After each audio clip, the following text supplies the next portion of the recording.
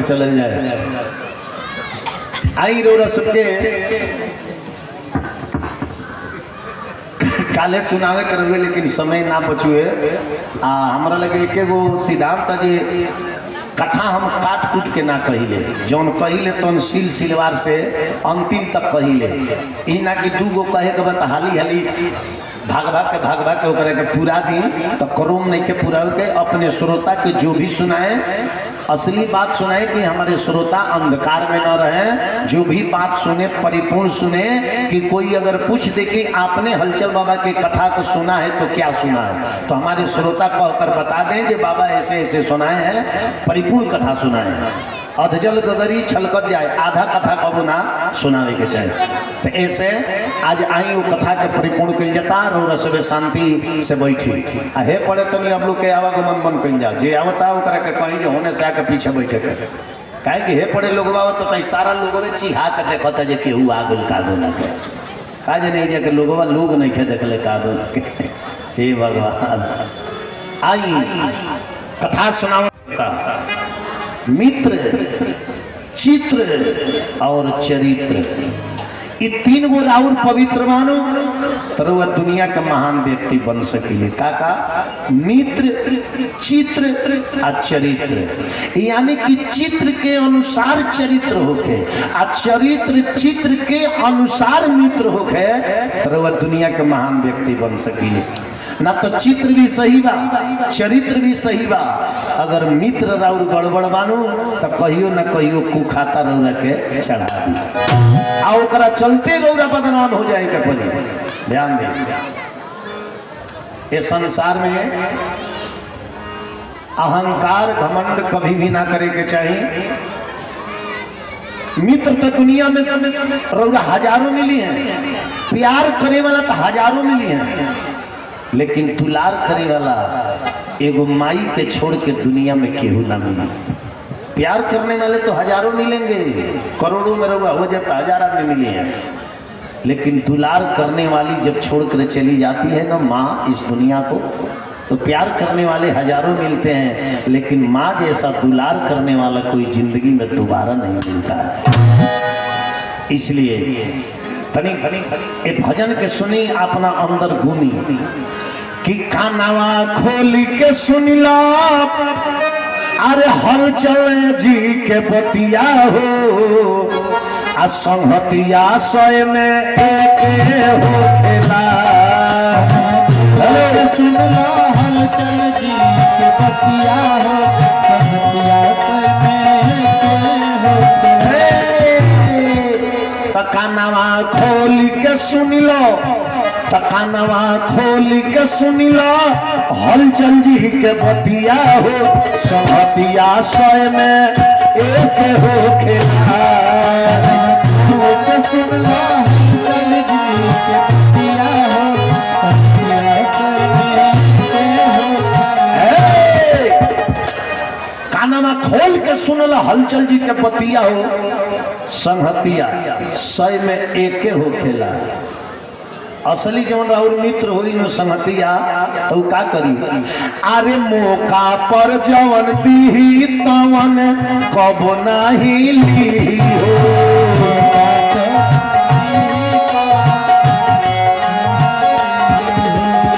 मौका पर जवन दी तवन कब नहीं ली हो।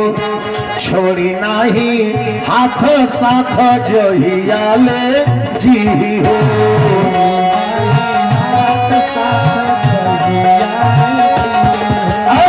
छोड़ी नहीं हाथ साथ जहियाले जी हो।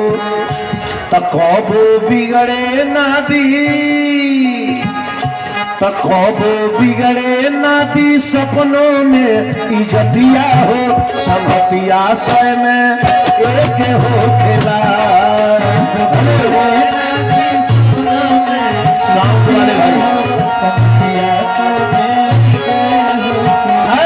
कबो बिगड़े ना दी सपन में इज्जतिया हो संहतिया सय में एक हो खेला।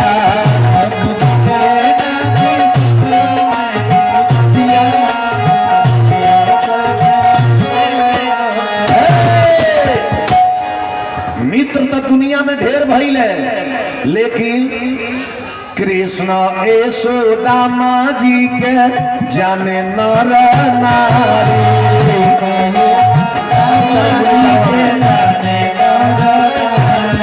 अरे कृष्ण यशोदामा जी के जाने नर नारी, एक के कहल जाला असली यारी।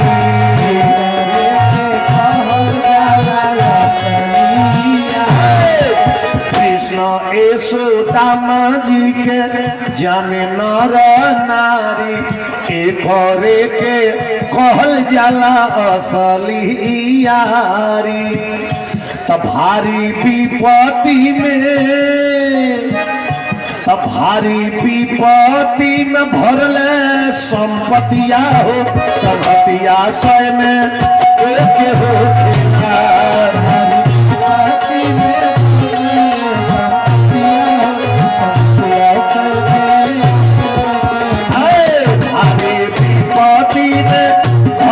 संपत्तिया हो, संपत्तिया स्वयं में एक हो खेला।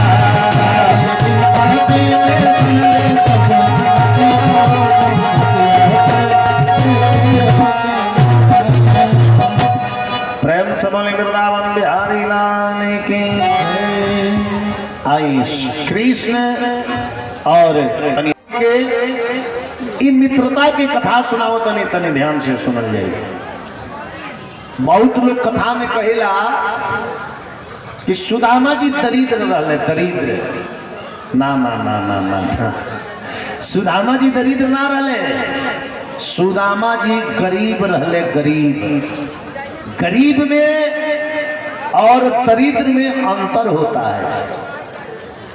गरीब में और दरिद्र में अंतर होता है। गरीब व्यक्ति उसे कहते हैं कि समय से अगर एक रोटी मिल गया, उसी को भगवान का भोग लगा करके खा करके सो जाएगा, उसे गरीब कहते हैं।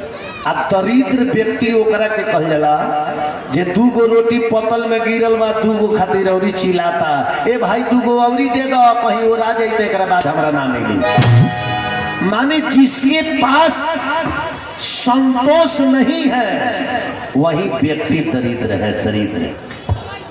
दरिद्र स्वभाव के तंटूनौरी बना के, दरिद्र स्वभाव के व्यक्ति के जिंदगी में कबो सुख ना प्राप्त होला। ध्यान दे, वो एगो मोटरसाइकिल किनाइल बानू तो एगो मोटरसाइकिल से सुख ना भोगी, अब दूसरका मोटरसाइकिल के फेर में लग जाए कि दूसरका एगो औरी केंगा लिया जा। ओकरा खातिर भाई से बेईमानी, लोग से बेईमानी, मित्र से बेईमानी, गांव नगर से बेईमानी, जे एगो औरी गोलिया किना जा। अब एगो किनाइल बा, एगो के पीछे हराम बड़े। दरिद्र स्वभाव के व्यक्ति चौराहा पर गई बा, भूख लागल बा, लेकिन 10 रुपया के कीन के ना खाई। का है सोची जे 10 रुपया के खा ले तो इहो 10 गो हमार खर्चा हो जाई, आ घरों खाना बनौले बड़े से वो नुकसान हो जाई, डबल फायदा खोजे लगे। आ 10 गो लिया के सिरहानी धो दी है कि 90 गो केनियो से आई नू तो ये 10 गो के मिला दे तो 100 गो रुपया हो जाई। माने उनकर जिंदगी जोड़ही में तीरा गल। तो जचे पचे जूरे मिले तो उनके जीवन में यूज कली ना। तो दरिद्र प्रकार के व्यक्ति के ही मरे के बेरा लोग पूछेला, एक काका कुछ खइब तो जीवन भर तो धन जोगौले, कुछ खइले ना। मुँह के बेरा कहीं ना हो घटनी सेना के रसगुल्ला दूगो मंगा दे, कमैले तो खइबे ना कैले, मुँह के बेरा सेना का रसगुल्ला खाए के मन कही। महाराज ऐसी जिंदगी बा तो धन के पीछे उतने दौड़ी। धन भी जरूरी है, काहे कि बिनु धन धर्म नहीं हुई, धन ना रही तो धर्म ना हुई। धन भी चाहिए, लेकिन साईं ऐसा दीजिए जामे कुटुंब समान, मैं भी भूखा न रहूं साधु न भूखा जाए। उतने संपत्ति चाहिए। ध्यान देवे कि हमारा बात पर सुदामा जी दरिद्र ना रहले, सुदामा जी गरीब रहले। एजा रामायण में चौपाई लिखल बा कि नहीं दरिद्र समय दुख जग माही, असंत मिलन जस सुख कछु नाही, नहीं दरिद्र सम दुख जग माही, असंत मिलन जस सुख कछु नहीं। दरिद्रता से बढ़ करके कोई बड़ा दुख नहीं है, असंत मिलन से छोड़ करके कोई बड़ा सुख नहीं है। सुदामा जी गरीब रहे तो काहे गरीब रहे? ब्रह्मवैवर्त पुराण में लिखल बा, सुदामा जी के बाप के नाम आत्मदेव रहे, महतारी के नाम सुमति रहे। ब्रह्मवैवर्त पुराण कृष्ण खंड, ध्यान दे। सुदामा जी गरीब काहे हो गए? बहुत कथावाचक लोग कहेला कि एक बेर गुरुवाइन कृष्ण सुदामा लकड़ी तुरे जात रहे लो तो भूनल चाना दहली, अकली के सुदामा इनमें से आधा तू आधा कृष्ण बांट के खाली हलो दोपहरिया में। तकादन सुदामा जी चनवा कृष्ण जी के ना दहले, चुरा के खा गईले। तो कृष्ण जी श्राप दले कि जा तू महा गरीब होगा। ना ना ना ना ना, ऐसन बात ना है। एक तो सुदामा ऐसा मित्र, कृष्ण जैसन मित्र से चाना चुरा के ना खाइए। अगर खाइयो जाई है तो कृष्ण ऐसा मित्र सुदामा के हेतना घोर श्राप ना दिए कि तू गरीब हो जाइबा। आखिर सुदामा जी उ चनवा खा काहे गई? एही में कारण बा काहे खा गई। देखिए, कृष्ण सुदामा जी के गुरु के नाम संदीपनी मुनि रहे। ई लोग जब पढ़े लो, वही कुटिया के बगल में एगो ब्राह्मणीन रहत रही, गरीब ब्राह्मणीन कुटिया बना के रहत रही। आ उ एकादशी व्रत भूखा रही बुढ़िया माता। तनी ध्यान से सुने सब, उ बुढ़िया माता एकादशी व्रत भूखा रही। एकादशी व्रत में चावल उपयोग ना कइल जाला। एकादशी व्रत के पारण करे के रहे। एकादशी व्रत के पारण समय नक्षत्र मुहूर्त रहते अछैत अगर पारण कर ले तो व्रत और सफल बा, ना तो कुछ समय अगर पारण करे तो व्रत के आधा फल नष्ट हो जाला। तो बुढ़िया माता जी गृहस्थ लोग के खेत में से थोड़े चाना चुन के लिए ली। चाना खेत में से बीन के लिए आ ओकरा के भून के आ गेठरी में बांध के ले जात रही कुटिया में धरे कि यही चाना से बीने एकादशी के पारण कर। अब कुटिया में ले जात रही धरे के तले एगो चोर कई गो कुटिया घूमल रहे, ओकरा कुछ ना मिलल। आई बुढ़िया माई के हाथवा में जब गेठरिया देखल चोरावा, एकरा बुझाइल जे कोनो मोटहन मटेरियल है। आज बुढ़िए पर अपन जात्रा बनावे दा पर चोरवा आई आ मरलो छपट्टा। आ एके बेर बुढ़िया माई के हाथ में से उ चनवा के मोटरियल के भागे लागो। अब बुढ़िया माई पूरा पीछा करत रही, दौड़ल बड़ी, दे चाना दे। लेकिन चोर जले पकड़ाई ना तले संपत्ति थोड़े दी। अब बुढ़िया माई समझ गई कि चोर तो हमारे से पकड़ाई ना। तब बुढ़िया माई पूरा एकादशी के पावर लगा के, पूरा एकादशी के फल व्रत के फल लगा के सुदामा के ऊपर श्राप पड़ल। सुदामा जी के धर्म पत्नी के नाम रहे वसुंधरा। का नाम रहे? जोर से बोली लेता। अब काकी कहतरी बसूला। बसूला तो हमारा भंडारी के नाम है।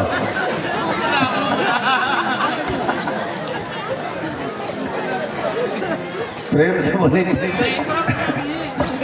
जानतनी भंडारी के नहाते वही कह दिला से बसूला खीसी 20 बाल्टी न होइले बड़े। कहत रहे कि खूब नहातनी कि सर्दी बुखार होई तो एकरे के लगाए जे ये खीसी न हो।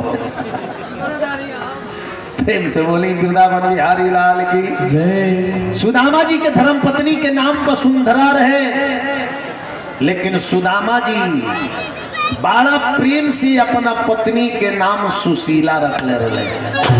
सुशीला। काहे सुशीला नाम रखल रहे? ऐसे जो बड़ी सुशील और शांत भाव के रहली। जब सुदामा जी पर गरीबी पड़ल तो सुदामा जी प्रतिज्ञा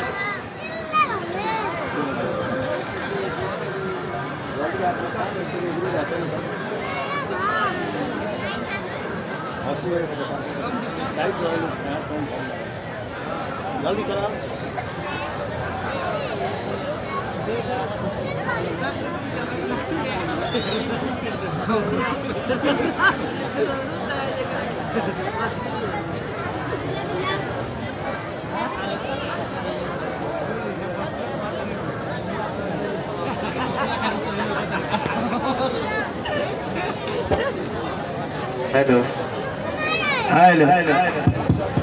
जब गरीबी पड़ल सुदामा जी प्रतिज्ञा कल कि ये गरीबी से खैला बेगर मर जाई, लेकिन भिक्षा मांगब तब 5 घर मांगब, 5 घर से 6 घर ना मांगब। काहे 5 घर के प्रतिज्ञा कैले? ऐसे 5 घर के प्रतिज्ञा कैले कि उस श्रापित चाना 5वां हाथे सुदामा जी के हाथ में आई रहे। यही से 5 घर के प्रतिज्ञा कैले। एगो बुढ़िया बिनले रहे, एगो चोरवा लेके भागल, चेलवा लेके आई, गुरुवाइन के दहलस आ गुरुवाइन सुदामा जी के दहल। 5वां हाथे बैल। यही से प्रतिज्ञा कैले जे भिक्षा मांगब तब 5 घर गरीबी से खैला बेगर मर जाई, लेकिन 6वां घर भिक्षा ना मांग पाई।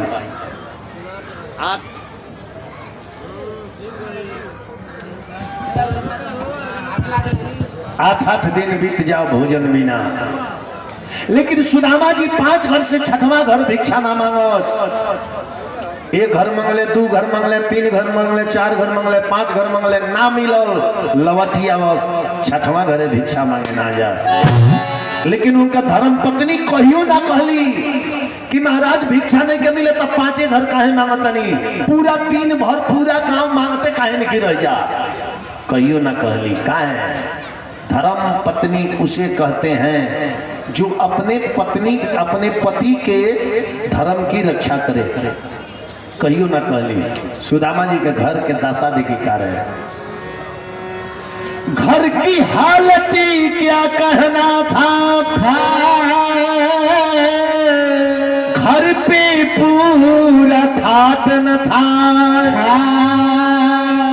दूर रहे सब तो सकत किया, घर में एक भिखाटन था। एगो खटियो ना रहे। विचार करी, समय बीतत गई। एक दिन कृष्ण जी के धर्म पत्नी माता सत्यभामा जी कहले कि महाराज हम सुनले मानी कि कृष्ण राउर मित्र हूँ, ऐती कृष्ण जी रौरा सुदामा के मित्र बनौले मानी। प्रभु सुदामा जी राउर मित्र हुए तो सुदामा के इतना दुर्दशा होता, अरे वह दुनिया के मालिक बानी, तनी ऐसा अपना मित्र की ओर ताक देती नो तरौरा मित्र के जिंदगी सुधर जाए, और कुछ ना तो कम से कम भोजनिया के तो व्यवस्था हो जाए।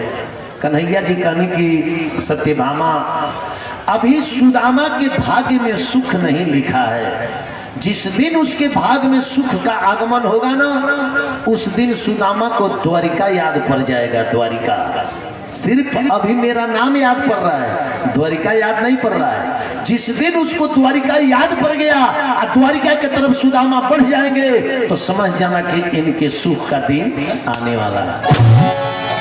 अब पहले सुदामा जी ने 3 घर भिक्षा मांग ले रहे, कुछ और ना मिल रहे। सत्यभामा जी के लिए देख ली अरे 3 घर मांग ले बड़े, कुछ और ना मिलल। बूढ़ो के ए दादा अब देखिए 4था घर गई बड़े। अरे प्रभु तनी आजो कृपा करी, 8 दिन हो गई बा, आज 8वें दिन तनी कुछ कहीं से दिवा दीजिए, आज बाल बच्चा समेत सुदामा जी के भोजन हो जाए। कन्हैया जी हंसे लगनी, कनी की सत्यभामा सुदामा के भाग में तो आज भोजन बिल्कुल नहीं है, आज भी उनका भाग्य में भोजन नहीं है। सत्यभामा जी कभी मत भाग्य क्या कहला है? जब वो मांगे वाला कर्म करत रहे तो कर्म करे वाला का फल मिले के चाहिए नो। कहनी कन्हैया जी की सत्यभामा कर्म के पीछे भी भाग्य के रेखा होला, कर्म के पीछे भी भाग्य के रेखा होला। पति पत्नी बा, शादी भइल बा, खेत में रौरा कर्म कहनी धान बो दहनी, लेकिन जितना भाग्य में हुई उतने द्वार पर आई। ना तो कुछ बारिश में झड़ जाई, कुछ डूब के दह जाई, कुछ चिड़िया चुड़ुम खाली है, कुछ एने ओने जाई, कुछ जग जुग में जाई। जितना रौरा भाग्य में हुई उतने बेरी में जाई। ध्यान दिए हमारा बतिया पर। तो कर्म के पीछे भाग्य की भी रेखा होती है। अब सत्यभामा जी कहली कि हम जाता नहीं, हम आज सुदामा के खूब सुंदर बढ़िया भोजन दे के आओ। तले सुदामा जी पांचवा घरे पहुंचल बड़े। वो पांचवो घर वाली निकल के कहे वाला रही कि बाबा हमारे घरे कुछ नहीं के का दी। तले सत्यभामा जी जाके उनके भीतर ही ढू गई। कहली कि रही रही रही बाबा सुन तनी थोड़े खीर लेके आओ तनी ले जाए, रहुओ खा ले, मलकिनियों के खिया दे और लइकनों के खिया दे, ले जाए। ले जाके इतना पतल में खीर दे दी।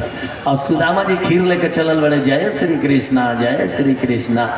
तब सत्यभामा जी आके कहली कि तब जी रहुआ कहता नहीं भाग में भोजने नहीं के लिखल, आज सबसे बढ़िया भोजन दे के आयल बनी, खीर दे के आयल बनी, आज खाई ले व्यंजन के भोजन करवनी कन्हैया जी। एक बाद कृष्ण भगवान पूछनी सुदामा जी से कि ये सुदामा भैया भाभी हमारे के कुछ खाए के देले बाड़ी की ना। अब सुदामा जी कांख में दबले, पीछे पड़े सरक गई कि ना का बाजे खाए के दी है, कुछ नहीं खे। कन्हैया जी देख लो नहीं तो समझ गए नहीं कि कांख में कुछ ले ले बड़े, यही से ही पीछे पड़े सरकता रहे। भगवान कन्हैया हाथ लगा के वो कांख में से चाउर के गेठरी खींच लहनी। अब बढ़ जाए लोग के कथा प्रारंभ हो गई बा, बीच में मत आइए आप लोग। अब कथा प्रारंभ हो चुका है, कथा प्रारंभ हो गई बा। कन्हैया जी खोल के देखनी तो खुद ही चावल रहे, चावल। कृष्ण जी वो चावल लेके देख कर रोए लगनी। कनी की सुदामा भैया इतना स्वादिष्ट चीज लेके आई बड़ा हो, आ तू हमारा से चोरावत रहा। अरे हमारा द्वारिका में सब मिलेला, ये ना मिलेला जवन तू लेके आई।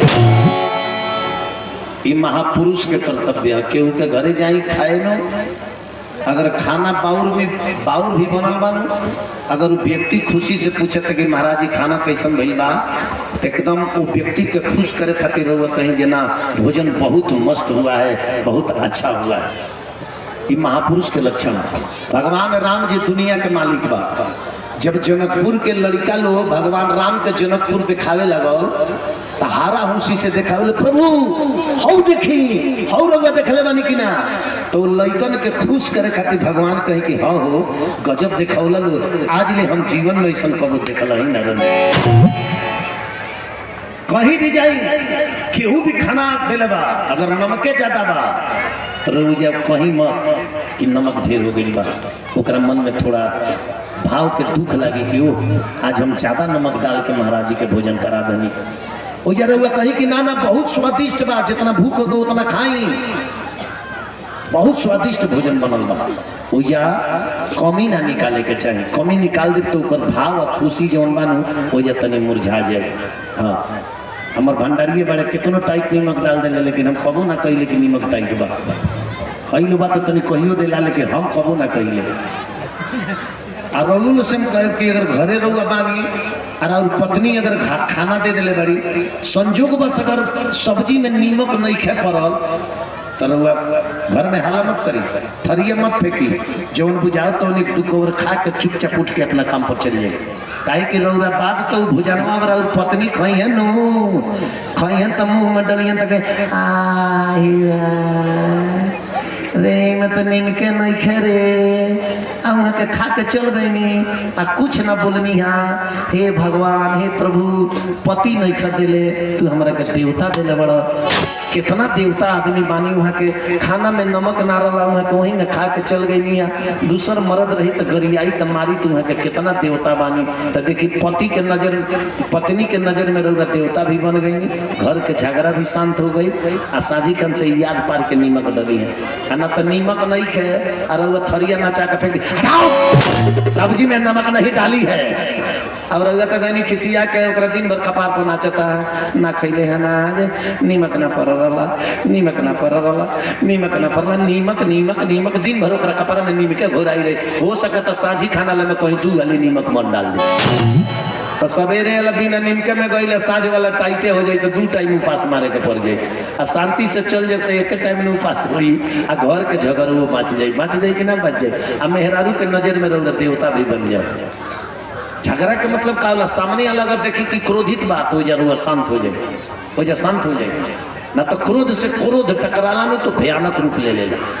अगर पति देव के भी हम कहते कि तनी देखी जे हमार मेहरारू तनी खिसियाई बड़ी ए तो तनी तो आधा घंटा खातिर घर छोड़ के उन्हें बाहर निकल जाए खूब बोलत जब बोल ली है जीव हार जाई तो अपने घोटे घोट पानी पी के खटिया पर जाए बाप रे बाप अरे बुलावत हरा दे लगे घरवा के कौनो नहीं कचा बोला शांत हो जाइए और रउआ लगे वही पर जीरे करे तो और बात बढ़त जाए तो घर के झगड़ा बचाओ अपना हाथ में बा किंगा पहुंची पति पत्नी के चाहिए कि अगर छोट बच्चा बा तो कर सामने कबो तू मैं ना करे के चाहिए कहीं कि ओकर बुरा प्रभाव बालक के ऊपर पड़ी कहीं कि जब माइये बाबूजी हेतना लड़ता लोग घरों में तो हम बहरी जाके तनी 2-4 आदमी से अझुरा जाए तो का दिक्कत बा कोनो दिक्कत नहीं है। ऐसे छोटा बच्चा जहाँ होके वो अगर पति पत्नी में तू मैं में भी होता अगर लड़का अगर तो वो जब दोनों व्यक्ति के चुप लगा जाए के चाहे ना तो ओकर बुरा प्रभाव लड़का के ऊपर पड़ी।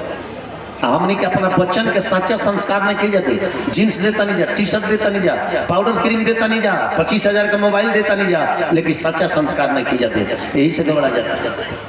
अब लोग दोष लगाओ तो दूसरा के हमारे लड़का फलाना के लड़की के लेके भाग गई वो ऐसा भी या ओकरा के दोष लगाओ तो कि हमारा लड़का के भोरा के लेके गई ओकरा के दोष काहे लगाओ तो दोषी तू बाड़ू तू अपना लड़का का कैसन संस्कार दिले बाड़ू कि 9 महीना गरम में ढोलू 25 साल खिया के पोस पाल के बड़ा कैलू कैसन संस्कार दिले बाड़ू कि 1 घंटा के प्रेम में तारा 25 बरिस के प्रेम के ठोकरा के दूसरा के लेके चले ये गलती तारा में बा। सच्चा संस्कार दिले रहतू आ दिले रहता तो तार लड़का ऐसा कदम ना उठाई थी तार लड़की ऐसा कदम ना उठाई तो अपने बच्चे को खिलौना नहीं दीजिएगा ना तो मात्र 2 घंटा रोएगा खिलौना नहीं दीजिएगा तो मात्र अपने बाल बच्चा को पहनाइए। आजकल कितना फास्टिंग जमाना हो गया पहले के लड़की निकलस घर से तो प्रतिष्ठित ड्रेस पहन के दुपट्टा कान्हा पर लेके पहने चाहिए से जीन्स टी शर्ट निकल दुपट्टा ना पता होगा। इस सभ्यता संस्कार कहा जाता जब लड़की घर से निकलती है तो बाप भाई के नजर तो पड़ता न ओकरा के वो कहे जे बेटी जौन भी तारा पहने के घर के अंदर पहना लेकिन घर से बाहर यदि निकलता रू तो प्रतिष्ठित और सभ्यता वाला ड्रेस पहन के निकल। अब पर सवाल उठाता तो लोग कह देता कि तार नजरिए बाउर बा तार सोचे बाउर बा। अब मानता नहीं जे यही जाही मोबाइल बा तो ये मोबाइल के हम हेतना देखाओ तनी तो रुआ देखता नहीं हेतना देखाओ तनी तो रुआ ताकत नहीं आज यदि ये मोबाइल के हम एकरा के चादर में ढाक लिए ढाक के हेंगा करी तो एक बेर रुआ ताके आ मुंह घुमा ले हाँ कुछ हुई ले हुई ध्यान देवे के तो पर्दा में रहिएगा तो हर जगह आपकी सभ्यता है। औरत की शर्म और लज्जा एक सबसे बड़ा आभूषण होता है। आभूषण सबसे बड़ा गहना शर्म और लज्जा। कभी भी औरत को पर पुरुष से बात करना चाहिए तो अपने घूंघट की आड़ लेकर के बात करना चाहिए। सन्मुख होकर कभी बात नहीं करना चाहिए पर पुरुष से। ध्यान दीजिएगा औरत की शर्म और लज्जा सबसे बड़ा आभूषण होता है। अगर 50 रुपया का नथुनी पहन ली और यदि घूंघट तान के जाता नहीं तो लोग देखी तो कही कि बड़ी सभ्य घर के बहू ही है। जब भी आवेली जाले घूंघट में जाले आवेले पर्दा में रहले बहुत सलज बहू ही है ओकर मान मर्यादा। अब 50,000 का नाक झापा पहन ली आ जब उल्टी पाला मार के ऐठत चली है लोग मार अरे महीनों दिन ना भैली ये चौराहा से वो चौराहा बेग लेकर दौड़ते रहती है ओकर कौनो सभ्यता नहीं की। तो ऐसे अपने बाल बच्चा परिवार पत्नी को कभी भी ड्रेस पहनाइए तो सभ्यता वाली। अब तुझको जो मर्जी पहनो लेकिन घर के अंदर घर से बाहर निकलना है तो संस्कारिक ड्रेस पहन करके निकलो कि तेरे ऊपर किसी का बुरा निगाह न पड़े। अगर बात अच्छा लगे तो ताली बजा दें तो बैठा रहे।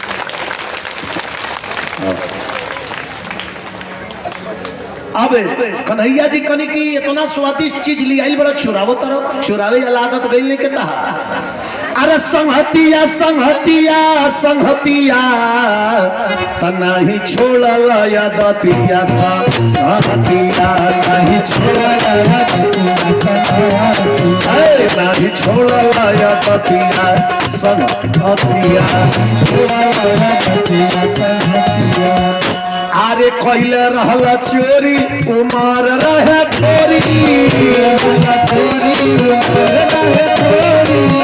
याद करो चनवा चुराइए कनु खैलो इतना विपद भोगल अगर ना चुरा के खैले रहता आधवा हमारा के दे देले रहता तो अधवे न विपत्ति भोगत आधवा हम भोगती लेकिन सब खैले तो सब भोगल आय अभी चुरावे वाला आदत गइल नहीं के अरे खैले रहल चोरी उमर रहे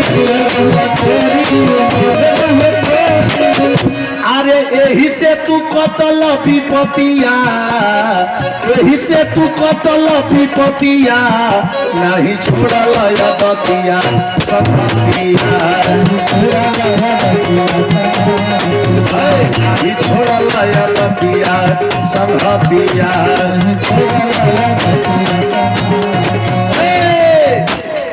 भगवान चाउर लेके एक मुट्ठी मुंह में डलनी एक लोक सुदामा जी के दिया गया दूसर का मुट्ठी चाउर डलनी 2 लोक सुदामा जी के दिया गया आ तीसर का मुट्ठी भगवान डाल ही अल्लाह रहनी तले जान तनी का भई अरे रूख मिड़ी होई पकड़ली अरे कलैया एगो सैयाई का अरे खरनी कन्हैया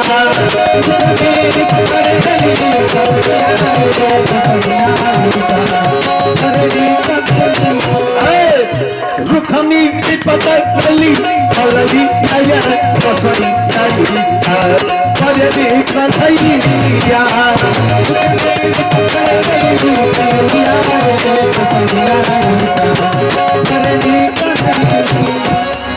तू मुट्ठी डालली हरी आ तू बोलो का निकाली रे बिहारी अब काज खोज सफैया फसल खाई का करनी कन्हैया